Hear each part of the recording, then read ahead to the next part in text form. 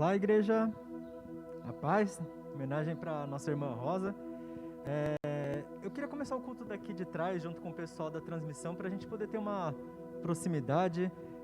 Nem sempre a gente vê o que está acontecendo atrás da câmera, mas eu queria ter esse momento para a gente poder, o pessoal também fazer parte, a gente sentir como igreja, como que todo o culto, não só a experiência que a gente está transmitindo, mas porque somos irmãos, também está passando essa parte para todo mundo aqui, especialmente hoje que tivemos problemas técnicos, estamos offline, vamos transmitir esse momento do culto um pouco mais tarde, mas a gente queria estar passando essa experiência para a gente estar todo mundo como igreja com essa mentalidade que somos corpo, que estamos juntos passando por essas coisas. Então, na verdade eu estou com um pouco de dificuldade de andar, pensar e falar ao mesmo tempo, porque tem que pensar e concentrar em muita coisa junto.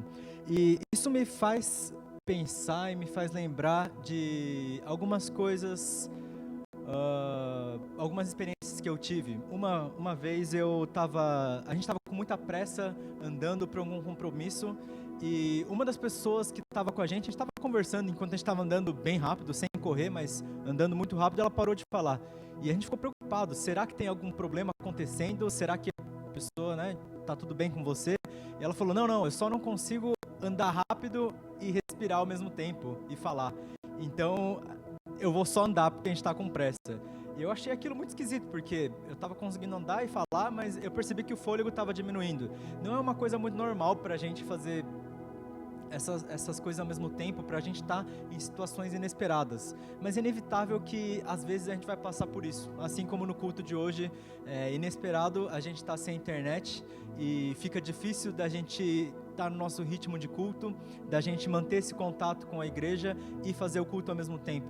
Andar e respirar ao mesmo tempo é um pouco complicado, e a nossa caminhada de fé apresenta muitas dessas coisas de vez em quando, mas a gente, por mais que seja desanimador, às vezes, por mais que seja difícil e complicado nos manter firmes na nossa caminhada de fé, a gente pode ser lembrado de ter esperança em Deus. No Salmo 37 está escrito o seguinte: o Senhor dirige os passos do justo, Ele se agrada de quem anda em seu caminho. Ainda que tropece, não cairá, pois o Senhor segura pela mão. O Senhor salva os justos, Ele é sua fortaleza em tempos de aflição. O Senhor socorre e os livra dos perversos. Ele os salva porque nele se refugiam. Por mais que a gente tropece, por mais que a gente caia e tenha dificuldades, o Senhor se agrada do nosso caminho, não porque a gente sabe caminhar de uma forma boa, não porque a gente consegue correr e falar e respirar ao mesmo tempo, mas é porque o Senhor nos toma pela mão e Ele endireita nosso caminho. Não somos nós, então por isso a gente pode sentir esperança de que com Deus a gente pode estar seguindo no caminho dele. Então que a gente tenha esse espírito de gratidão, por mais de tantas dificuldades a gente tenha. Gratidão porque a gente pode andar nos caminhos do Senhor e por causa disso sermos chamados justos e vivendo nessa direção. Que com esse viver justo a gente possa estar com um coração, um espírito de gratidão agora também para no nosso momento de dízimos e ofertas. A gente está sempre colocando isso no começo do culto, porque também faz parte da nossa adoração, mas fica à vontade cada um, conforme o coração, conforme a disposição que vocês tiverem, a gente possa estar apresentando diante de Deus a nossa adoração também na parte material. Mas vou estar então orando para a gente estar começando o nosso culto. Senhor Deus, muito obrigado, porque é difícil para a gente nem sempre sabe direita e esquerda, mas a gente quer ter o coração voltado para o Senhor, conforme o que o Senhor nos colocar. Por favor, nos ajuda no culto dessa manhã, por favor, que a gente tenha uma disposição plena para com o Senhor, conforme o Senhor nos colocar. Em nome de Jesus, o seu Espírito Santo possa estar nos confortando, possa estar nos direcionando. Amém.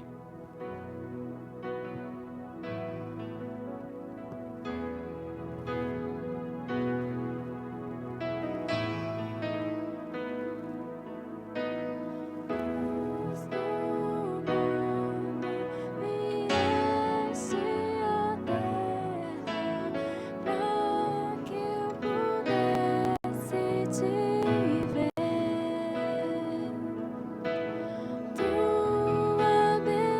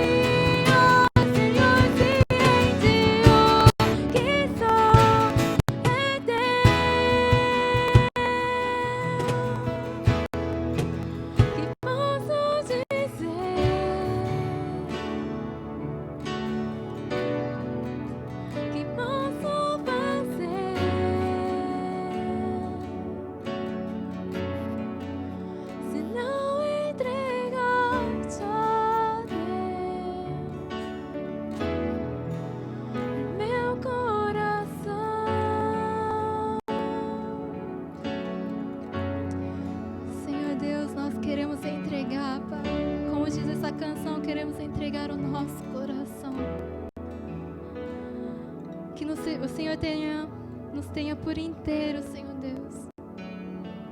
Nesse momento, Deus, de culto, nós queremos parar na Tua presença, Senhor.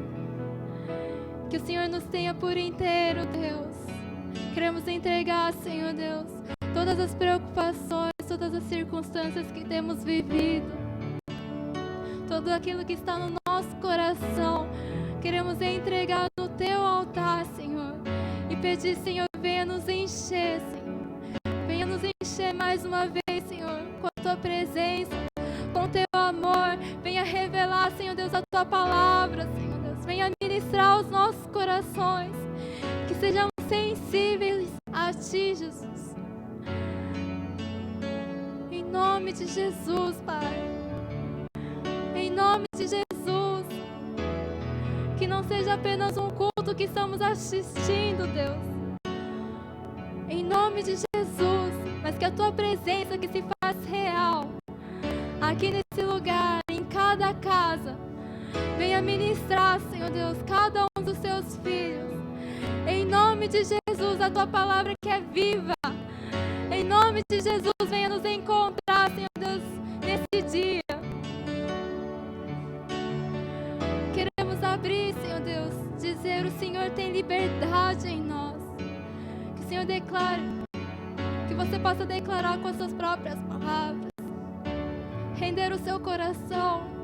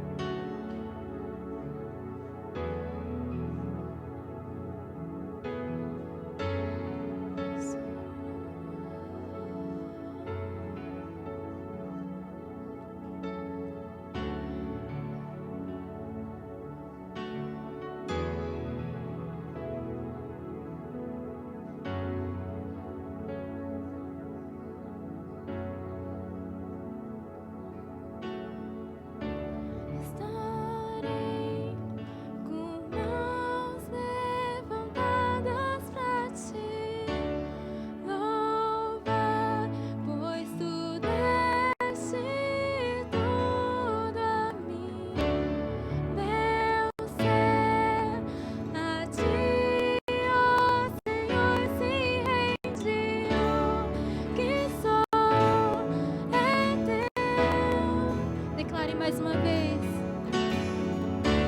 Estarei com mãos levantadas pra Ti, louvar, pois Tu deste tudo a mim.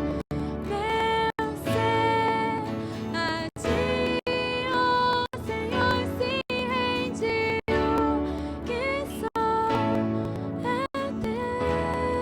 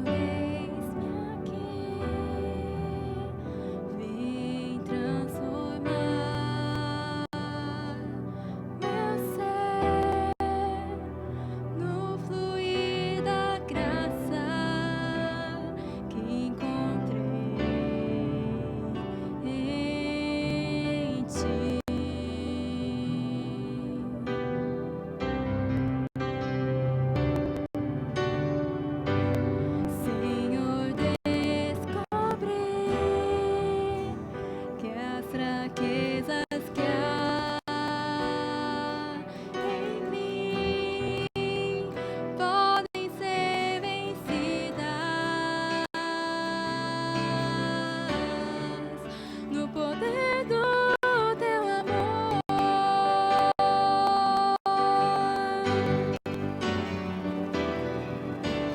Junto a ti, teu amor me envolve,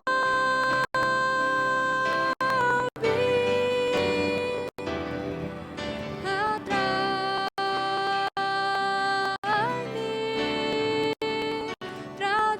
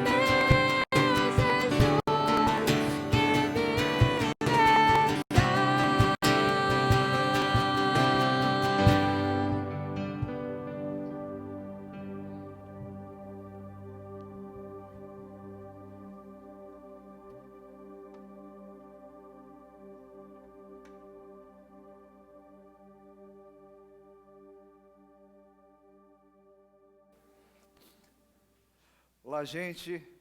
Aqui para o pessoal que está aqui na igreja é bom dia, mas para você em casa é boa tarde ou quem sabe boa noite. Tivemos problemas técnicos, mas estamos aí.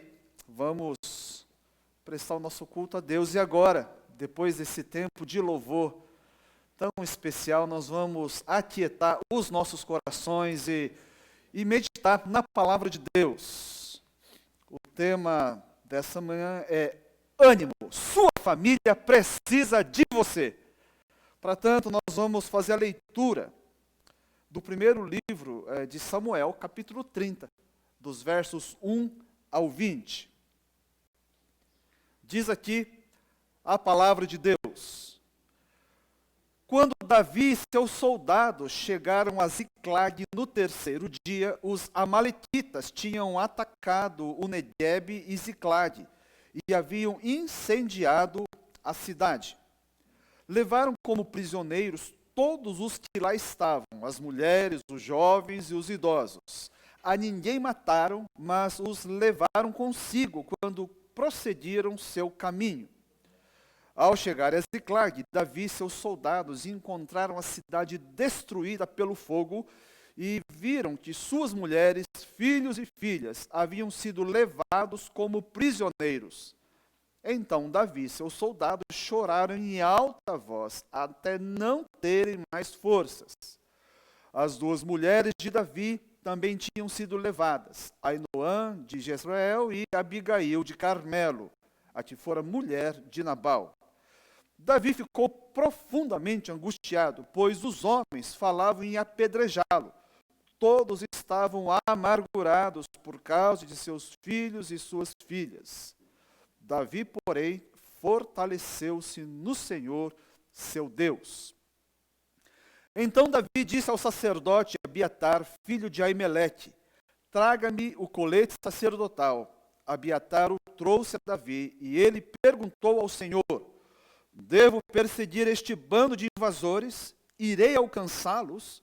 E o Senhor respondeu: persiga-os. É certo que você os alcançará e conseguirá libertar os prisioneiros.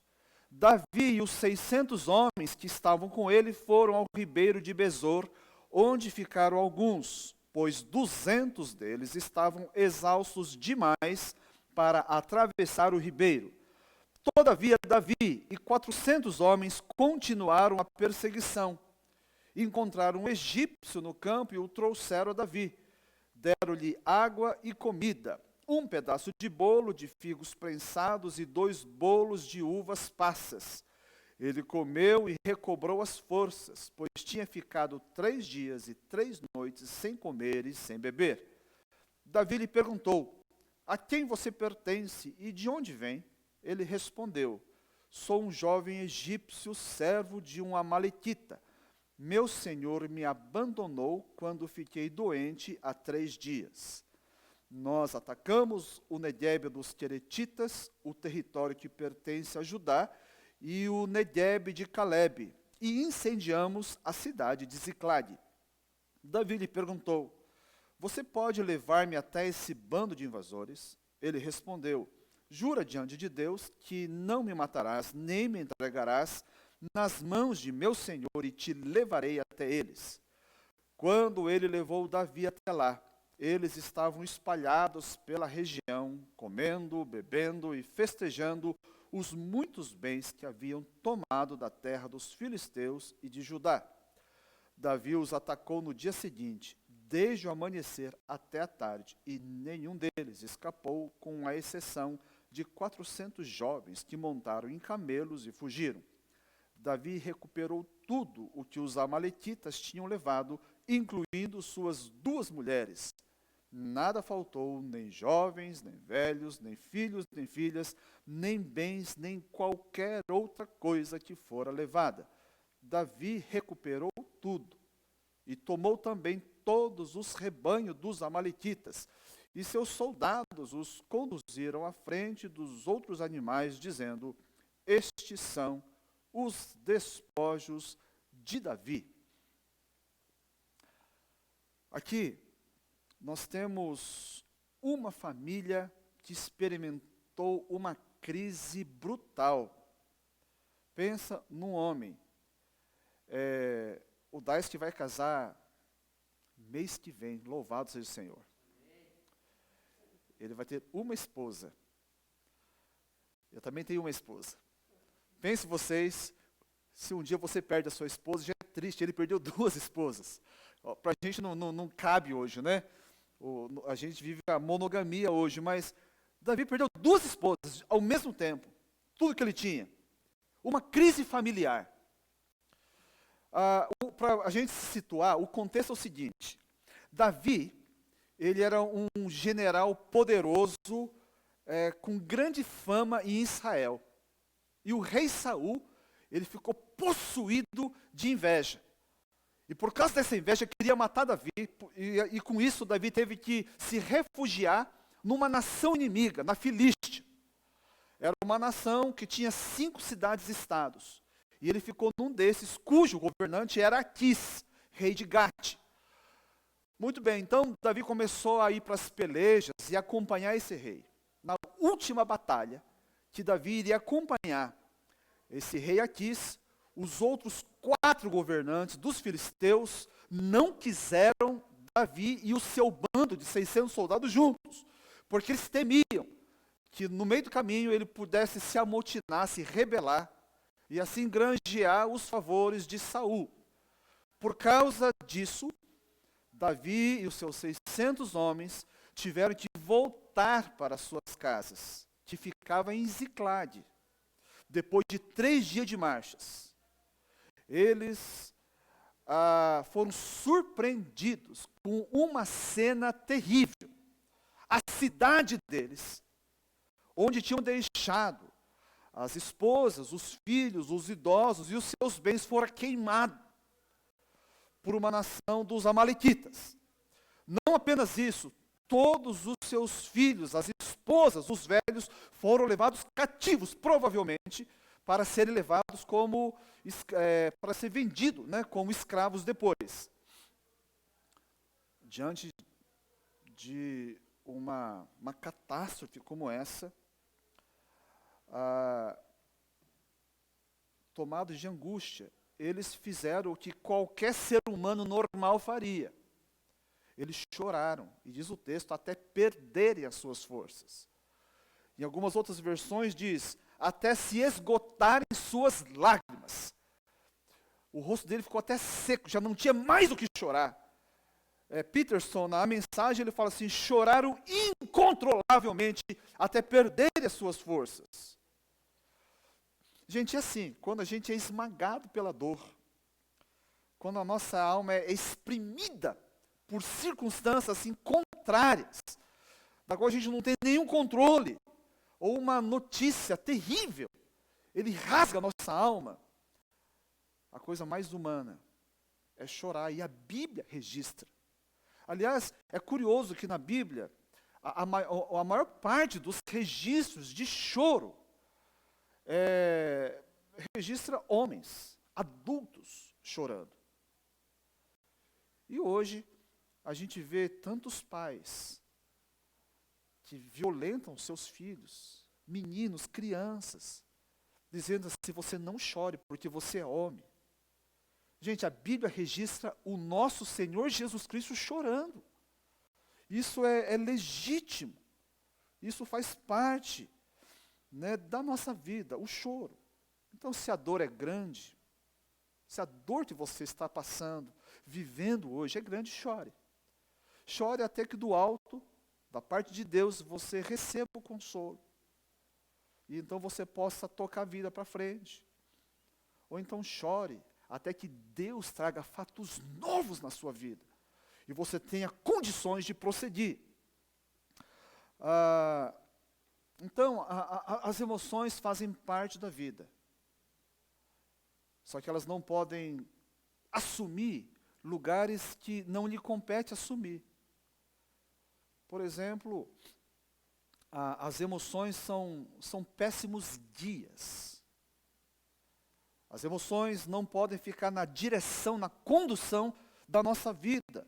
É o que aconteceu aqui com esses 600 homens, que tomados de angústia, né, deixaram a emoção tomar conta da razão. Eu já ouvi muito crente falando até com um certo orgulho,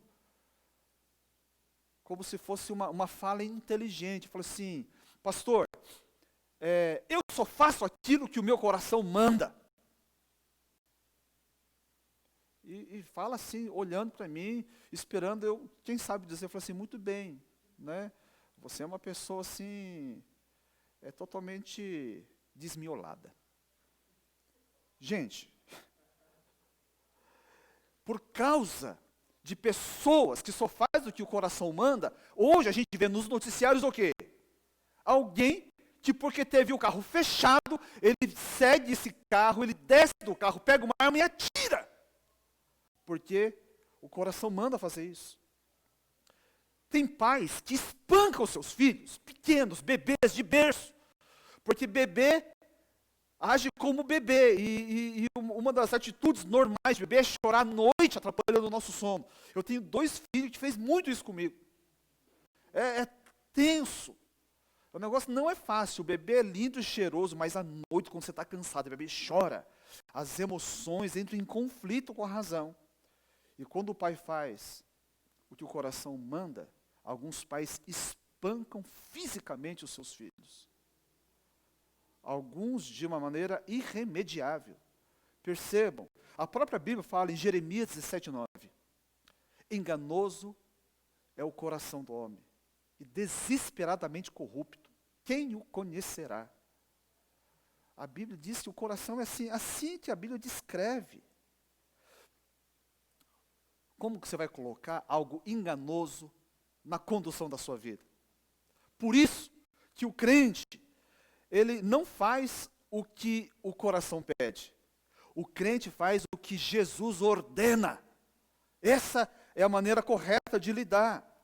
O crente não segue o próprio coração, o crente segue os passos do nosso Senhor Jesus Cristo. A emoção revela o nosso estado de alma, mas é Jesus quem trata a nossa alma. Então, as crises fazem parte da nossa vida pessoal, as crises fazem parte da nossa família, né? Quem que não vive? Agora, toda vez que elas surgem, elas acendem uma luzinha amarela dizendo: atenção! Atenção! Muita atenção nessa hora. Quando eventos nos assaltam, eventos te geram crise. Por exemplo, a sua esposa teve o turno dela mudado pelo seu chefe. E porque mudou o turno, alguns projetos importantes que estavam em andamento na vida dela e que ela gostava demais, vão ter que ser deixados em stand-by. Vai gerar crise. Ou então a sua filha, como já havia acontecer, sua única filha, foi também a única a não ser convidada para a festa das suas amiguinhas na escola. Ou então, como aquele rapaz cuja a noiva, 1 mês antes do casamento, rompeu o noivado. Agora, coisas boas também podem gerar crises. O seu filho passou numa excelente universidade, e por causa disso vai ter que mudar de estado. O ninho vai ficar vazio. Ou então a sua filha casou, ela vai ter que deixar a sua casa. Seu Geraldo, Dona Mite, vai acontecer isso logo, logo. O ninho vai ficar vazio. Ou então, a sonhada aposentadoria. Finalmente chegou, e nas primeiras semanas, ou quem sabe meses, é muita alegria. Até que com o tempo você fica cansado de usar pijama o dia inteiro. Né? E fica enchendo a paciência da esposa, coitada dela. E você já não sabe o que fazer, e uma nova crise é gerada. O que todos esses casos têm em comum? Acontece algo novo, repentino, bom ou ruim, com uma pessoa da família. E isso vai gerar, vai afetar todo o restante da família. A família vai viver uma crise juntos. Então, aqueles homens, 600 soldados, que até 3 dias estavam andando ombro a ombro com Davi. Quem sabe homens que dariam a sua vida por Davi.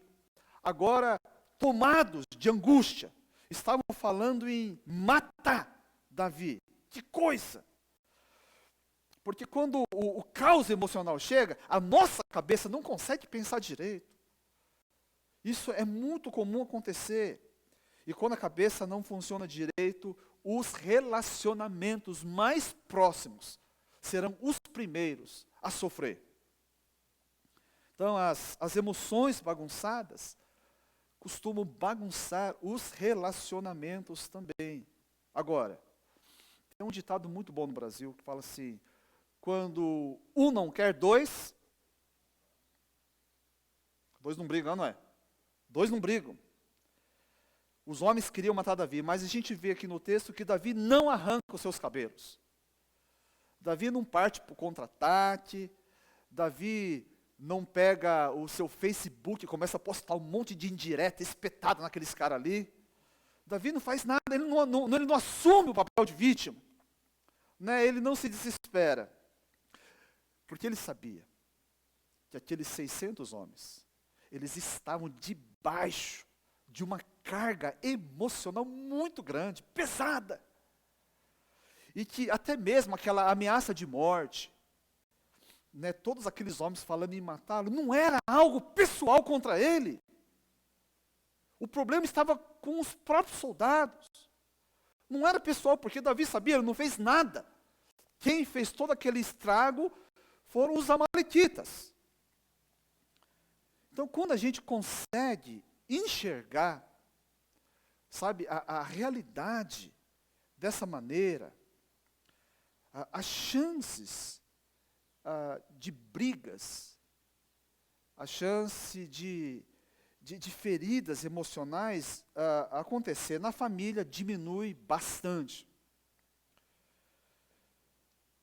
Porque eles não vão entrar numa espiral descendente, sabe, de loucura. Porque um faz, o outro reage. E aquela ação e reação demoníaca acaba trazendo desgraça dentro de casa. Por isso, é bom, eu gosto daquele texto em Eclesiastes que fala assim, é melhor serem 2 do que 1, porque quando um cai, o outro levanta. É bom quando tem alguém de pé dentro de casa. Eu tive uma experiência que me acordou bastante para isso. 4, 5 anos atrás. Teve uma noite de domingo, depois que a gente já tinha feito o culto ao Senhor, jantado em família. Um dos meninos estava viajando e o outro ia dormir no nosso quarto. Até hoje já tem isso, né? Leva colchão e dorme. Muito bem. Naquela noite, estava ameaçando chuva. E porque estava ameaçando chuva, eu fui fazer uma inspeção básica nas dependências da igreja. Eu não lembro mesmo o que foi que aconteceu. Era uma coisa pequena, uma coisa boba, que o meu filho tinha esquecido de fazer. E eu dei uma bronca desproporcional àquilo que ele fez. Totalmente desnecessário. E então, depois disso, eu fui lá fazer o que tinha que fazer. No que eu retorno, eu vi lá meu filho deitado no colchão, com a cara enterrada no travesseiro, a minha esposa do lado, e eu sabia o estrago que eu tinha feito. Mas então, luzes apagadas, deitei no meu lado da cama. Na sequência, a minha esposa deita do seu lado da cama. E ela presenciou tudo. Gente, se tem uma coisa que as mães, elas têm uma dificuldade de suportar, de segurar a onda. Se tem uma coisa que fere o coração da mãe, é quando os seus filhos são feridos. Isso é muito difícil de administrar. E a minha esposa presenciou tudo aquilo. Só que também, ela sabia, por ser minha esposa, que eu não estava legal. E que um cara que não está legal, muitas vezes mete os pés pelas mãos. Então ela não deu bronca, não beliscou, não me chamou para conversar na sala, nada disso. Ela simplesmente, naquele escuro ainda, ela colocou um dedo dela no meu rosto e fez assim, simplesmente o sinal de lágrimas. Óbvio que eu sabia que ele estava chorando. Sabe que quando as esposas, agora as esposas, por favor, saiam um pouco da sala, eu quero falar só com os homens, é papo direto e reto com os homens. Muito bem, homens. Não, é verdade, é o contrário. Os homens podem sair, as mulheres voltam. Chama lá a esposa na cozinha. Esposa, eu vou ensinar uma arma que geralmente, se você não casou com um demônio, ele funciona, né? Não adianta você tentar ganhar do seu marido no grito. Não adianta endurecer, falar grosso com ele. Homem, quando vê a mulher falando grosso, para ele, ela muda. Ela tem uma metamorfose na cabeça do homem, ele começa a ver um homem na frente. E com homem você não ganha assim. Homem, quando vê o outro homem encarando, você chama para briga. Agora, quando a mulher usa de sabedoria e doçura, você quebra o seu homem.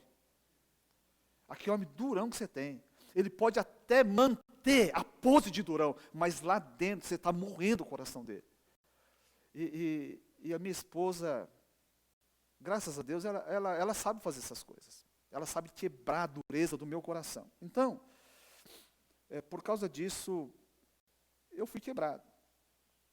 Naquela noite, eu roubei a alegria e a paz nas horas finais do nosso dia, porque eu não estava bem.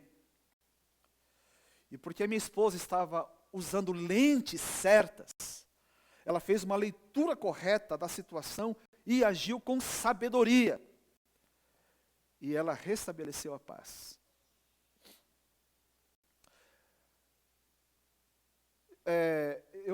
Eu podia parar aqui, mas eu vou completar o relato, porque a namorada dele está aqui, e ela está muito preocupada, falou, o que ele fez? Né? O que ele fez? Como é que ele consertou? Senão nem quero mais olhar para esse meu pastor.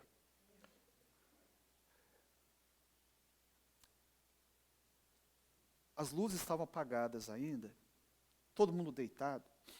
Eu lembro que eu só dirigi a voz para baixo, lá no colchão, e eu falei mais ou menos, alguma coisa assim. Eu falei assim, filho, me perdoe. Eu errei. Você é um filho bom e responsável.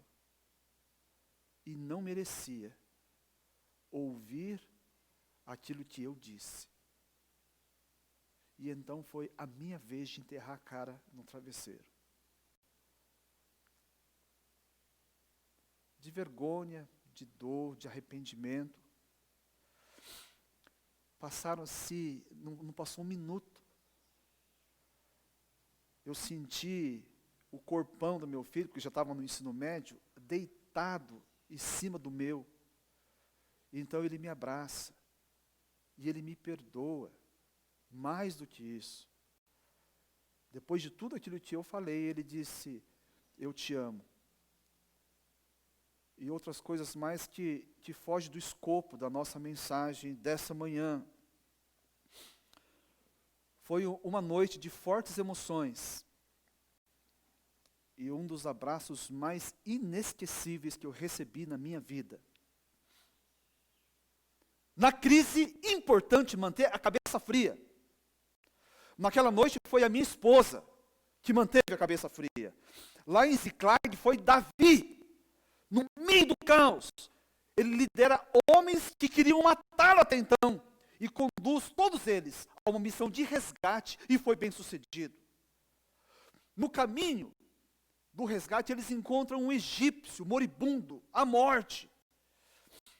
E como eles começam a conversar com esse egípcio, olha só que coisa bruta. Eles descobrem que aquele egípcio ajudou a colocar fogo na casa deles. Aquele egípcio ajudou os amalequitas a roubar tudo que eles tinham. Aquele egípcio ajudou a roubar os filhos, as filhas, as esposas dos idosos. Aquele egípcio ajudou a causar aquela desgraça toda. O que você faria se encontrasse alguém assim? Infelizmente, a gente vê muito isso na mídia. Alguém que foi pego ali tentando assaltar alguém, é dominado pela população e é linchado. E veja bem que aquela carteira não foi nem desse povo, foi de uma pessoa ali, simples. Uma carteira faz com que uma população inteira vá às vias de fato e mate o sujeito. A gente está falando de uma coisa muito maior. Se fosse no Brasil hoje, aquele homem teria perdido o pescoço e o restante da história teria sido outra.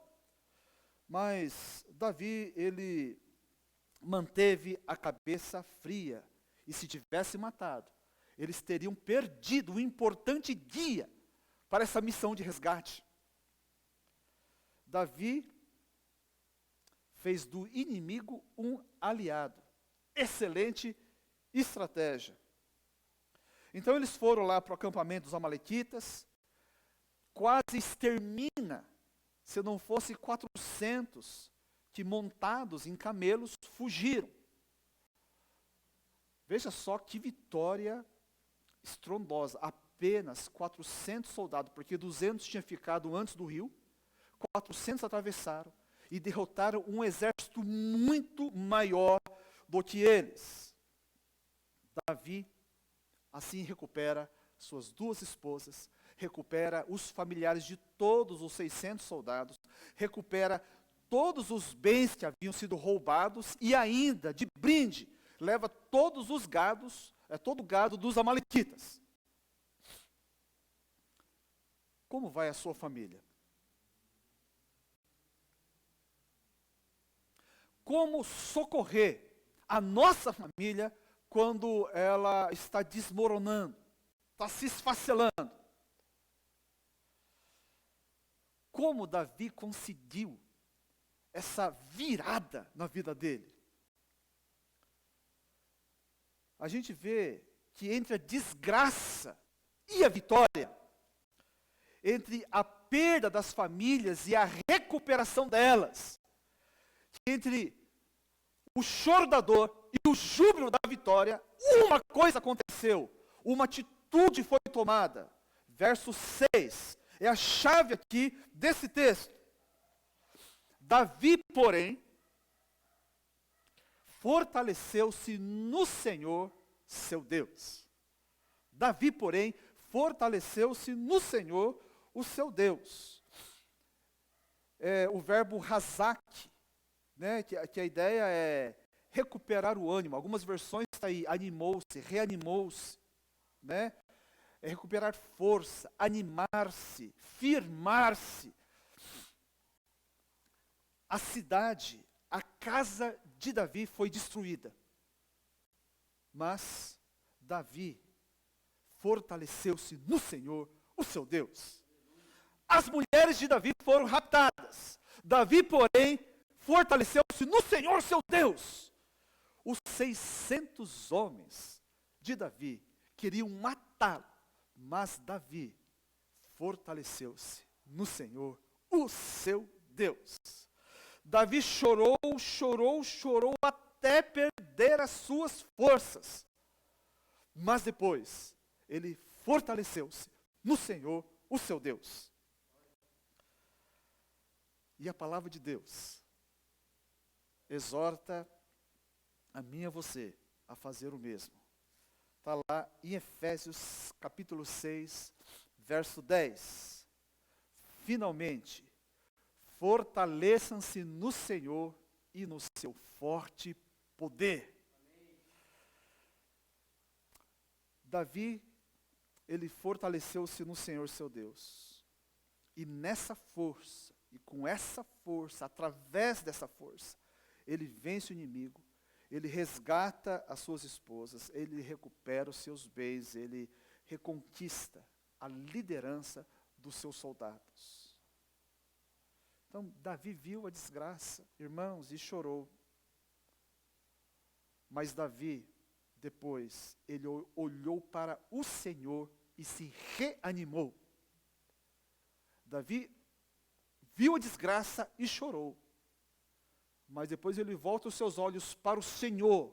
E então ele se reanimou, como fez o salmista. Salmo 121, verso 1 e 2, bem conhecido por vocês. Levanto os meus olhos para os montes e pergunto, de onde me vem o socorro? O meu socorro vem do Senhor, que fez os céus e a terra. Era costume na antiguidade, os pagãos erigirem os seus altares e colocarem os seus ídolos nos lugares mais altos. E então ali estavam os seus deuses. Ali eles colocavam as suas esperanças. Ali eles se refugiavam quando alguma crise surgia. O salmista falava assim, eu olho para os montes e pergunto, de onde me virá o socorro? Então os olhos dele não se fixam, desse salmista não se fixa nos lugares altos, mas o olhar dele transcende, vai mais adiante, e olha para quem? Não para os montes, mas para aquele que criou e fez os montes, os céus, a terra e tudo que nele há. É ali que ele coloca a sua esperança, o socorro. Gente, a porta de escape, a ajuda oportuna, o auxílio necessário vem daquele que fez os montes, os céus, a terra e tudo que nele há. É em Deus o nosso Senhor, é que nós devemos depositar a nossa esperança.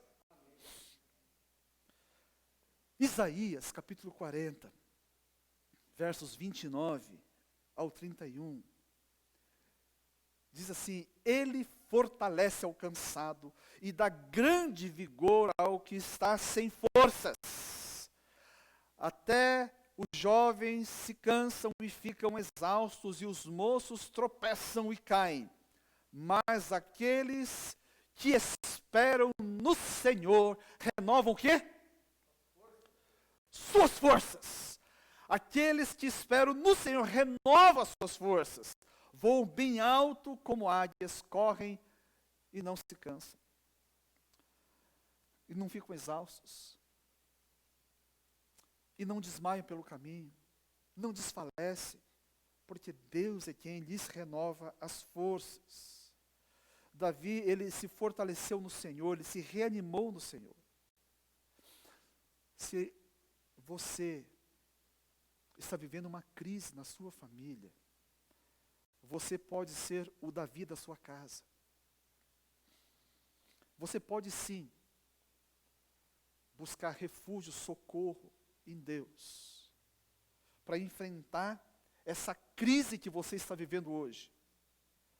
Agora, eu acredito que é possível que a maioria de nós não estejamos vivendo uma crise hoje. E então essa palavra é para você sim. Por quê? O ideal é a gente fortalecer a nossa fé, a nossa relação com Deus em tempos de paz e não de crise. Veja bem, nós vamos ter Olimpíadas logo, logo. Os atletas, eles não treinam um mês antes para entrar ali no estádio. Eles estão 4 anos treinando duro. E quem vai correr 100 metros rasos, eles treinam 4 anos para correr 10 segundos. Ele acumula técnica, força, durante 4 anos, para poder sacar disso tudo e aplicar ali, na pista, em 10 segundos. Tempo de paz. É tempo da gente se fortalecer, para que no momento da crise, a gente tenha de onde tirar. Os soldados são preparados todos os dias. A mídia falou a exaustão essa semana, que tem mais dinheiro reservado para o Ministério da Defesa do que para a educação. Né? Não sei onde vai tanto dinheiro. Se for para preparar os soldados, quem sabe até vale a pena. Né? Como se o Brasil estivesse sendo ameaçado de todos os lados. Mas, enfim, eles são preparados todos os dias, todos os anos, o ano inteiro, todos os dias, para que no momento da necessidade sejam prontos. O crente não precisa esperar o momento de crise, porque alguns se desesperam justamente por isso. Não tem de onde sacar. Não se preparou. A gente pode desenvolver, assim como Davi. Davi, ele tinha acumulado musculatura espiritual, por isso ele encontrou forças em Deus. Ele sabia onde achar. O convite essa manhã é que, ou essa tarde para você, desenvolva a sua fé, o seu relacionamento com Deus, agora em tempos de paz, se você não está vivendo em crise. Para que no momento da crise você encontre ânimo no Senhor, o seu Deus. E então poder ser uma bênção para a sua casa. Eu quero dar algumas dicas, simples no enunciado, mas negligenciado por muitos. Como eu me fortaleço no Senhor? Comunhão com a igreja. Comunhão com a igreja de Cristo. Desde a época do Novo Testamento, no primeiro século. Lá em Hebreus 10, 24, diz assim, 10, 24. E não deixemos de congregar, como é costume de alguns. Já era costume naquela época. Né? Antes, a gente deve se reunir para nos estimular ao amor e às boas obras. Nós nos estimulamos. A gente vai fortalecendo um ao outro. A comunhão com a igreja é muito importante. A palavra de Deus é uma das coisas mais negligenciadas dos crentes. Nunca a gente teve tanto tipo de Bíblia, de traduções. Tem de todos os tipos e gostos. Tem até de capa rosinha para as menininhas. Tem a Bíblia da vovó. Né? Do vovô não tem, porque acho que o homem lê menos. Né? Não pode, a gente tem que ler mais. Tá bom, Maurício? O senhor que é mais idoso aqui, vamos fazer uma turma boa assim para ter Bíblia do idoso também, do vovô. Tem Bíblia do adolescente, da mulher que ora. Né? Não fizeram ainda da mulher que não ora. Tem Bíblia de tudo quanto é tipo. Agora é importante. Na minha casa eu tenho mais de 10 tipos de Bíblia diferentes. E toda vez que eu vou pregar, eu leio os 10. Os 10 eu estudo para ver o que eu posso pegar ali. Salmo 119, 92 fala assim, olha, se a tua lei não fosse o meu prazer, o sofrimento já me teria destruído. Davi tinha prazer na lei do Senhor. Por isso o sofrimento que ele enfrentou não o destruiu. Agora, a oração é outro item importante. A gente desenvolver comunhão com o Senhor. Então, Bíblia, oração, né, são elementos da nossa devoção pessoal. Agora, não adianta a gente ficar só na devoção pessoal. A devoção pessoal, estou falando essa manhã com meu filho, começa no quarto secreto. Amém ou não? Devoção começa no quarto secreto. Mas ele não pode parar ali. Ele tem que ter um desdobramento para fora. Por isso, evangelização é algo que cria musculatura espiritual. O crente que não evangeliza, que não fala do evangelho lá fora, esse nunca vai ficar muito forte.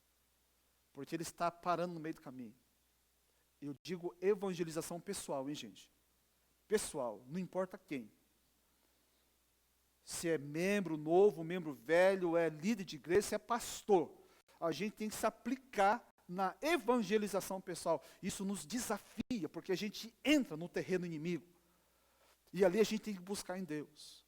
Ali a gente está ali entrando no território inimigo e a gente tem que ir na força e no poder, na unção, na ousadia do Espírito Santo. Precisamos fazer. Então você quer se fortalecer no Senhor, mas não quer ter comunhão com a igreja, não quer se apegar às Escrituras Sagradas, não quer orar, não quer obedecer a Deus, não quer evangelizar, você vai ser vítima sempre. E se é o teu caso, eu espero que Deus mude o seu coração, ou então que você tenha alguém que tenha um coração assim na sua casa, para que a sua família não sofra. Ânimo, força, coragem. A sua família precisa de você. Essa manhã, que Deus abençoe a sua casa. Você que está vivendo uma crise, eu quero orar. Eu quero orar pela sua família agora. Curva a sua cabeça. Se você tem alimentado algumas ideias esquisitas na cabeça, você se sente, né? Num beco sem saída.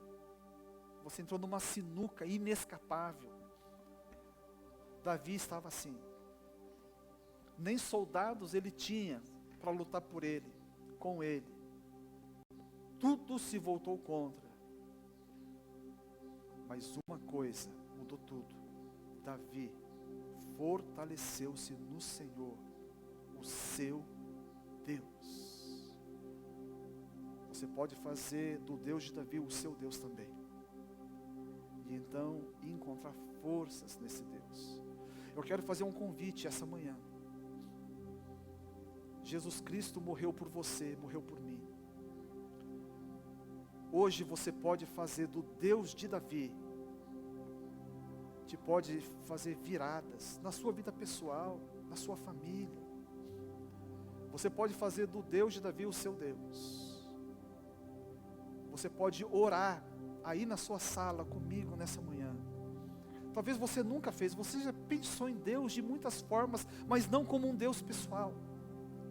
Um Deus que nos informa que nós somos pecadores e nós não temos como resolver esse problema, apenas Jesus Cristo pode. Se você reconhece de alguma maneira, o Espírito Santo está falando ao seu coração que você é um pecador, que você não consegue resolver a sua vida, e que você precisa de um Deus, e o nome dele é Jesus Cristo, e você quer entregar a sua vida, primeiro você precisa reconhecer isso. Deus pode te perdoar. A Bíblia fala, se confessarmos os nossos pecados, Ele é fiel e justo para nos perdoar os pecados e nos purificar de toda injustiça. Seja criança, jovem, adulto ou idoso, se você nunca fez isso, nessa manhã você pode fazer. Coloque-se de joelho na sua casa, se você puder, e ore comigo no nome de Jesus. E eu te asseguro, nessa manhã, de criatura você se transformará em filho e filha de Deus. Pai Santo e bendito, eu quero estar orando agora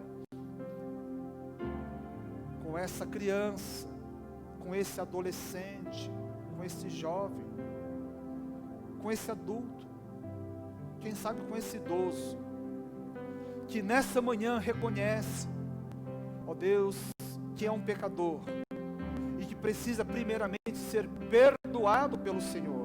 Então, Deus, eu quero representá-los, e você aí nessa casa repita comigo esta oração. Deus, eu reconheço que sou um pecador, eu reconheço que esse pecado me separa de Ti,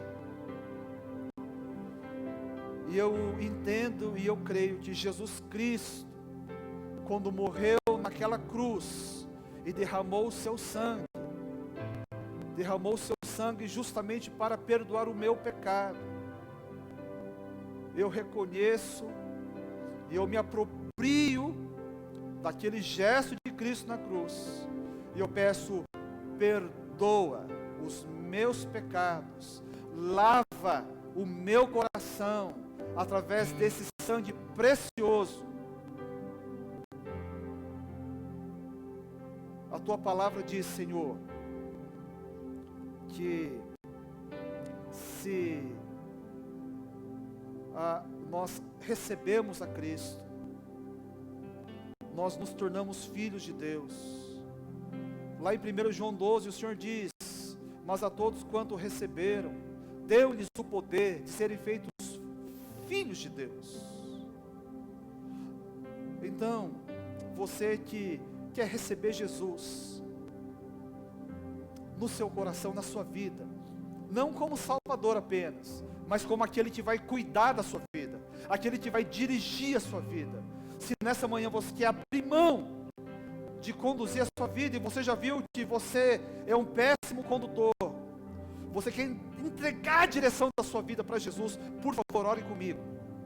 Repita essas palavras: Deus, eu tenho fracassado na gestão da minha vida. Eu não tenho a habilidade necessária. Eu não tenho todos os conhecimentos que eu precisaria ter para dirigir a minha vida. Não para ser bem sucedido na terra, mas para viver uma vida agradável aos olhos de Deus. Para viver uma vida, ó Deus, que honre a pessoa de Deus. De quem eu quero ser pai, de quem eu quero ser filho nessa manhã, nessa tarde ou nessa noite. Eu recebo a Jesus como o Senhor da minha vida, como o Salvador pessoal. E então, ó Deus, a tua palavra diz que eu me torno filho e filha de Deus. Faz isso, Senhor. Eu te convido, no nome de Jesus. Amém. Agora eu quero orar por você que fez essa oração. Deus santo e bendito, nessa manhã, a festa nos céus, na tua presença com os teus santos anjos. Diz a tua palavra, quando um pecador se arrepende, uma festa é iniciada nos céus. Louvado seja o teu santo nome. Espírito Santo, o Senhor viu a oração feita, a sinceridade do coração, e a tua palavra diz em Romanos que o próprio Espírito testifica com o nosso Espírito que somos filhos de Deus. Confirma, Espírito Santo, essa verdade. Faz uma visitação especial nessa sala, nesse quarto, quem sabe nesse carro, onde essa oração foi feita. Deus, em nome de Jesus, foi inaugurado um novo começo. Uma vida nova será experimentada. Deus abençoa, no nome de Jesus, esses que se transformaram em filhos e filhas pelo poder de Deus. Louvado seja o Senhor. E agora eu oro também por esses que estão vivendo uma crise. Ó Deus, uma situação que se sente pressionado de todos os lados. Não enxerga uma porta de escape. Não enxergam uma luz no fim do túnel. Eles estão desesperados, Senhor, mas a tua palavra nessa manhã, nesse dia, chegou a esses ouvidos, porque o Senhor tinha um propósito, a esperança, desde que renovem as suas forças, eles firmem a sua esperança no Senhor, que eles fizeram hoje o seu Deus. Louvado seja o Senhor. Ajude-os através, ó Deus, dessa força, a enfrentar os desafios que estão vivendo em suas famílias. Alguns é uma crise conjugal. Ó Deus, o amor se foi, o afeto desapareceu. Ó Deus, a agressão, quem sabe já não há mais nem agressão, já chegaram no nível da apatia, da indiferença. Deus, dá estratégia, dá forças, ajude-os a enxergar com a lente correta, para que ao invés de raiva, ó Deus, de amargura, sintam compaixão, sintam amor, Deus, e assim eles consigam ter forças para vencer, para inaugurar um novo tempo em suas casas, em suas famílias. Aqueles que estão vivendo, Senhor, uma crise com filhos, ó Deus, em nome de Jesus. Alguns é uma questão de uma enfermidade que atingiu em cheio. Outros é um luto que desencadeou um momento terrível. Coisas boas, quem sabe, um ninho ficou vazio. Deus, que essas crises sejam atravessadas através da força que o Senhor provê. É no nome de Jesus que eu oro por todos esses. E aqueles de nós que estão vivendo um tempo bom, eu peço que o Senhor nos atraia ainda mais à tua presença. Possamos nos dedicar, ó Deus, à busca da piedade pessoal, a uma devoção sincera, ó Deus, que tenha desdobramentos na obediência, no cumprimento da missão, para que a sua igreja, ó Deus, ela seja composta de homens e mulheres, jovens, crianças e adultos, experimentados na fé, fortalecidos espiritualmente, e possamos então viver para a glória daquele que nos chamou. Louvado seja o Senhor. É nessa esperança, é nessa expectativa que nos confiamos, e eu confio todos esses aos teus cuidados, no nome de Jesus. Amém. Amém. Vamos louvar o Senhor agora com essa canção.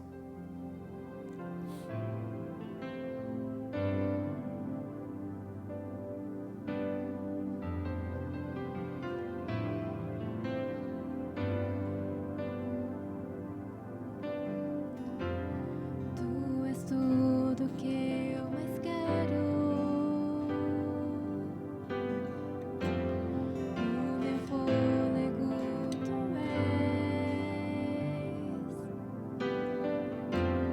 Em teus braços é o meu lugar. Estou aqui. Estou aqui. Pai, eu amo sua presença. Teu sorriso é vida em mim. Eu seguro em suas mãos. Confio em ti. Confio em ti.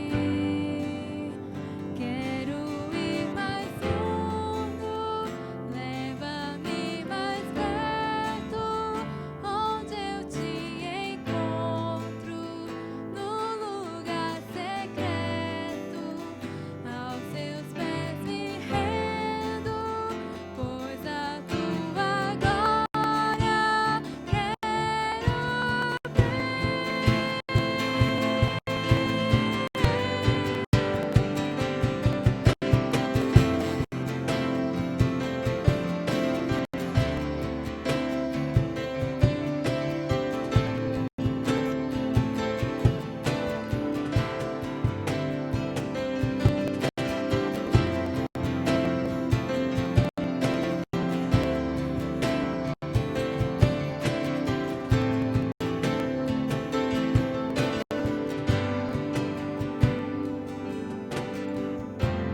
Pai, eu amo sua presença. Teu sorriso é vida em mim. Eu seguro em suas mãos. Eu confio em ti. Confio em ti. Quero ir mais fundo. Leva-me mais perto, onde eu te encontro, no lugar secreto. Aos teus pés me rendo, pois a tua glória